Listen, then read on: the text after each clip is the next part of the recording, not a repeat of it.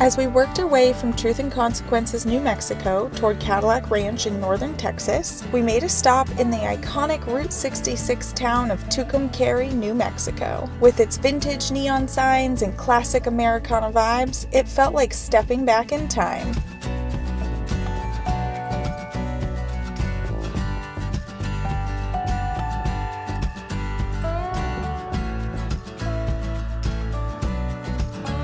Alright, so we stopped.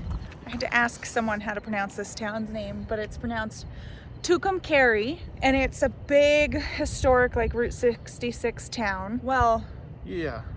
We'll just go with that. It's not a big town. It's big. It's known. It's a part of Route 66 that still has a lot of the Americana here. Exactly. Yeah. And when I looked it up, they said this is the biggest town between Albuquerque and Amarillo, Texas. It definitely feels that way too. So if you know anything about those two towns, I mean, Albuquerque's big, but anyway, there's nothing. There's nothing. Yeah. So we just went to Dell's restaurant. It's one of the two, that we could find open on a Saturday night. Yeah, the Americana diners. Yes. Kind of thing, yeah. It was really good, actually. Like great diner food. Really big restaurant, and it was packed. Yeah, it was packed. They're doing a fundraiser for the local school, so it was kind of cool to see all the locals there, and then all the local kids were like bussing the tables and stuff. So it was kind of just fun they're all seeing wearing their like football jerseys, and it was cute. Of course, we like donated to the fundraiser. I got a Route 66 smashed penny. We're actually not gonna stay here. They do have 3 RV parks that I could find online, but right down the road there's another like state park or city park. It's a municipal. Yeah. So. And it's free. And so they actually have, it's, boondocking or dry camping, but they have like sites with tables, and it had good reviews. So we figured, okay, why not like head a little bit further down the road and have a free site.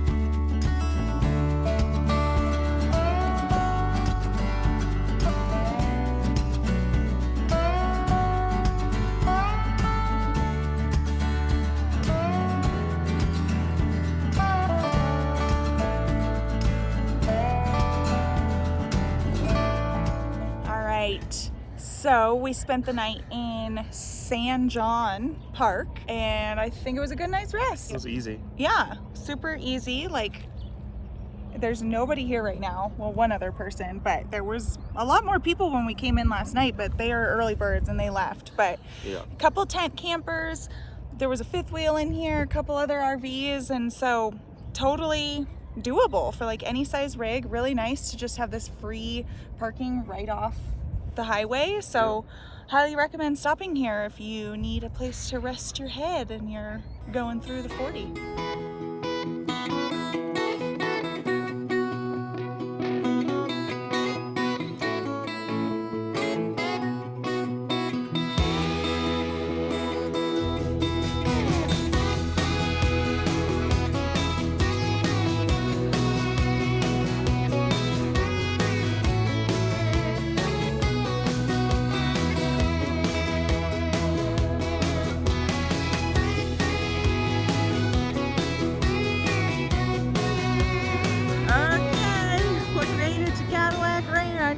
Yep. Out in this field. There it is. I have to admit, very underwhelming. But yeah, overall, I hate to admit this, I did not like it.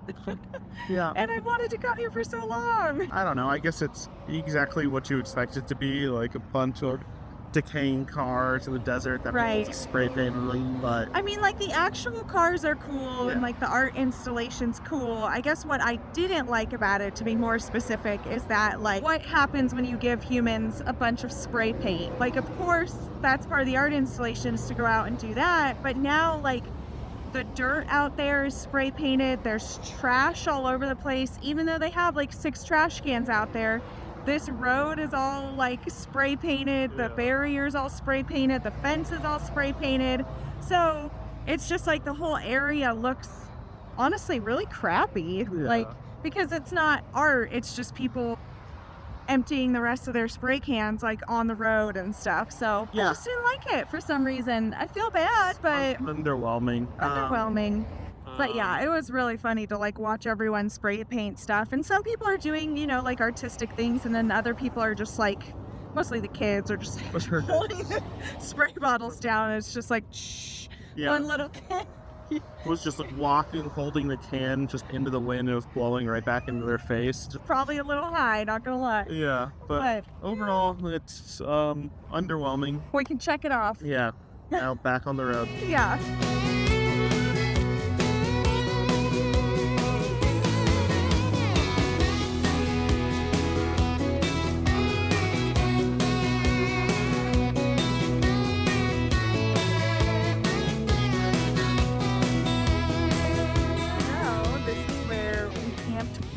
Last night. This is Foster's Creek Park, just outside San Angelo. So we rolled up in the dark, and you know, they got these big trees, so we parked way over there just to be safe. I'm like, where are we? Way over there. We were walking Carmen this morning, and we noticed as you walked under like these trees, these butterflies started just flying everywhere. Like, we were scaring them, but the whole way under the trees. So like hundreds of butterflies were just everywhere. It was really cool. Like totally unexpected and really cool. Yeah, I mean, they're still, and once you stop moving, you see them, they all just kind of like stop and hang on the leaves. Yeah. But I think they're monarch butterflies, and I think they're migratory, if I remember correctly. I know. So now we're going to be Googling all this stuff. These are like the small things that I always forget to mention traveling. You learn so much on the road because like something small happens like this, and then you start Googling it and you look it up, or you watch a video. Yeah, it gets that question going, gets your brain started down something.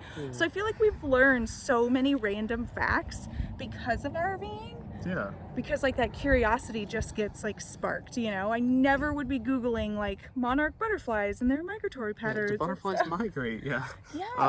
And that's like, we kind of write blog articles based on stuff like that as well. Random questions that we ask ourselves. Yeah, and so that's, if you don't follow our blog, go down there. You can find all kinds of weird questions that we've asked ourselves and tried to answer online. Yeah, so we're gonna go down to the 10, and then there's a free dump station that I found. So this is also something I wanted to mention. We try and really balance out. So like, you know, I was talking about, we spent $150 to go to those hot springs for one night. First of all, we got our money's worth because we hot springed both days that we were there. Then these next few nights, like, we've stayed in free campgrounds. We're gonna go find a free dump station. So this is how you make RV life balance out. Right, while still having fun experiences and doing the things you want and not spending tons and tons of money. Right. It is really easy to spend a lot of money because you have new food to try, so that's new restaurants. You have new experiences to try. If you like amusement parks like us, like, that's a whole lot of money too. So you can spend a lot of money RVing. Yeah, absolutely. And we like to, this is like cost averaging down, right? So we've had 3 nights, the last 3 nights, $100 for one night, 0 for the next 2 nights. So that really means we've only spent $33 a night for the last 3 nights. Anyway, that's our little tidbit, I guess, for you. We'll take you to the free dump station though, so you can see what that looks like too.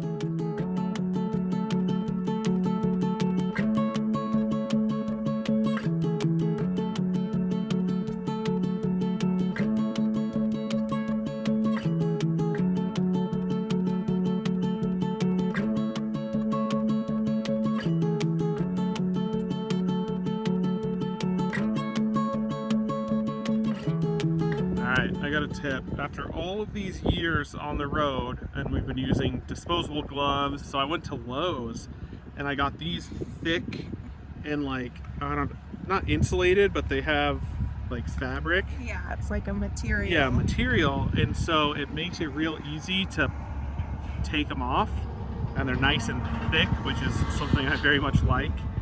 So they're tear resistant.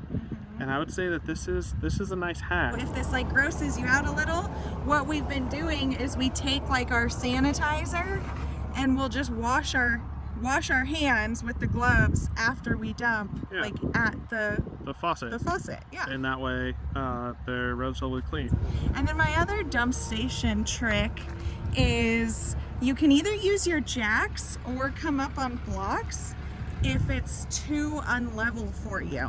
So our tanks, like the drain is over here, but like the actual tank drain is over there too. Sometimes they're over here and then like the black tank drain comes across the bottom. But we want our tanks leaning this way. So if you have the same problem, you can always go up on blocks or lift them a little bit with the trailer jacks.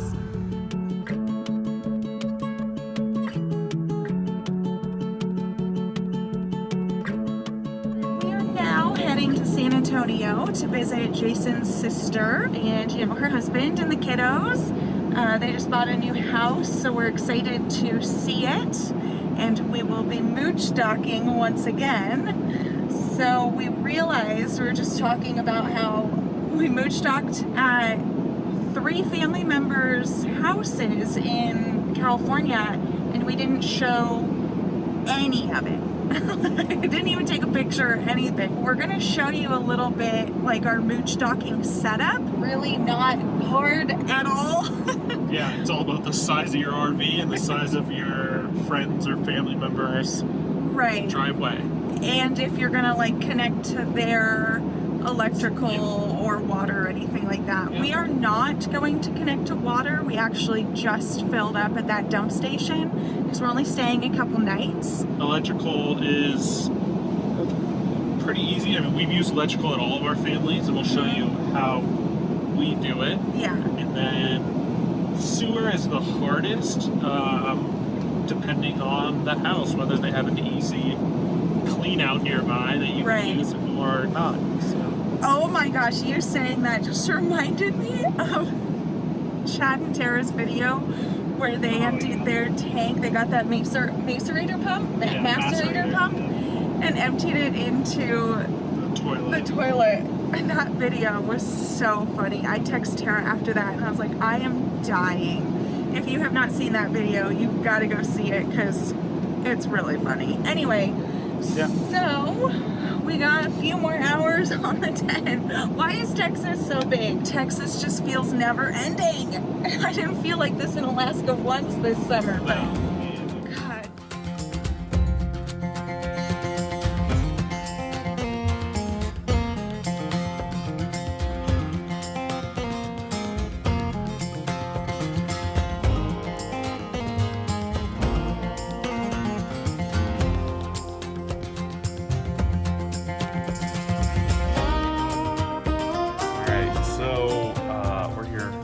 Docking, and one of the most important things when you're mooch docking, you can fill up your freshwater tanks, hoses, those are, everyone knows where those are. Sewer, you can use a sewer clean out if they have them, but most people might not have it, so sewer is the one where it kind of limits your stay length. But electrical, I think, is one of the most important and also one of the easier ones to get. However, there are some kind of pitfalls with trying to plug an RV into a house. First is the connections. So you'll need to make sure that you have some dog bones. This is your most common one. I know everyone knows what this plug is in the US, and it converts either a 30 amp or a 50 amp to a 15 amp connection. That's what most standard houses have. The next thing is either an extension cord for your RV cable, because you might not have an outlet right next to the parking area. You might need to run it further, maybe into a garage or something. But if you don't want to buy a 30 amp kind of expensive extension cord, you can get one of these. This is a heavy duty 15 amp extension cord. So this one can run 15 amps for the whole length. They're all a little expensive. I think this one says that it's 12 gauge. So thicker copper, which means less resistance and less heat, which is what you're looking for. Make sure that you limit your power usage when you're plugged into a house, because if you arrive with dead batteries, your converter will be charging those batteries. And then the other thing is most of your appliances and like ACs, you might be able to run one AC off of 15 amp, but you definitely can't run like a coffee pot and a microwave, or a microwave and an AC, or anything like that. So you really have to manage your loads yourself, unless you have a Victron system like us. And I'll show you in a minute how to set the Victron system so it minimizes the impact on the house. Anyway, we lucked out because my sister's new house just happens to have an RV hookup right here, conveniently located. Yeah. And this one was a 50 amp connection. And so once again, we have a different dog bone that goes from 50 amp to 30 amp. You should have that one for campgrounds anyway. Yeah, and most of these are useful for campgrounds. We actually ran into a couple campgrounds that had a 15 amp connection only. Yeah. So, yeah, but right inside we have our Victron system, and pretty much the main setting on the Victron system that you need to be aware of is, so for mine it's just on my actual multi-plus, and it's input current limit. So 30 amp is usually what it's at, because that's the max that I want the RV to pull, because we have a 30 amp cable. But if you're at a house, make sure that this gets dropped down to below 15, and preferably if you're using an extension cord or if it's a longer run, drop it down even further. I keep mine at about 7 when we're, or 7.5 if we're using that smaller extension cord, just so it doesn't overload a breaker in the house or heat up that cord. The other recommendation, if you have a multi-plus system, is to turn the system on versus charger only, because then that allows you to get a power assist from your batteries. So that way you could run everything in here on a small household, like 7 amp, 15 amp system, because it'll take extra power from the batteries and power assist it up. Yeah, so those are our moochdocking electrical recommendations. After enjoying some quality time at Jason's sister's house, we started making our way towards home, Florida, to reset and recharge. But don't worry, fresh videos are coming your way very soon. Subscribe so you don't miss it.